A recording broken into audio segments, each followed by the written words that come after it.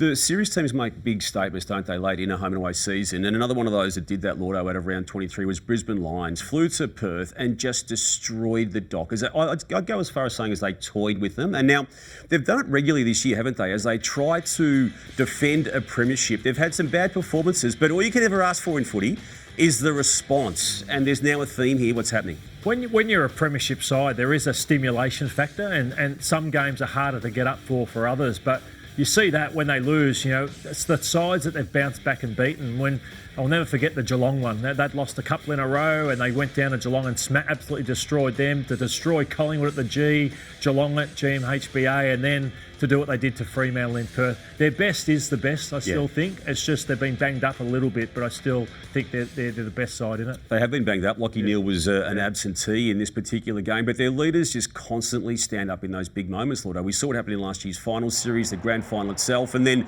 Harris Andrews, who's a two-time All-Australian already and arguably could have been a three- or four-timer.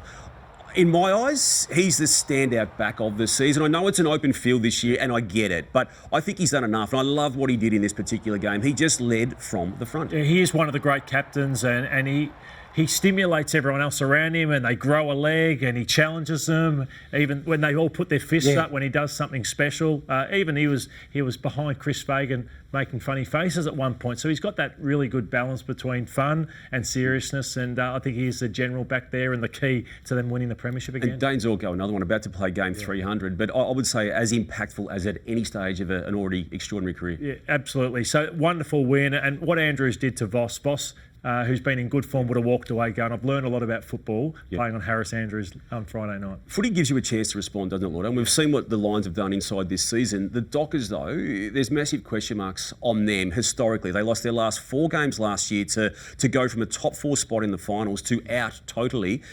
Coming off this loss against Brisbane Lions with 1 game remaining against Brisbane, they've got a chance.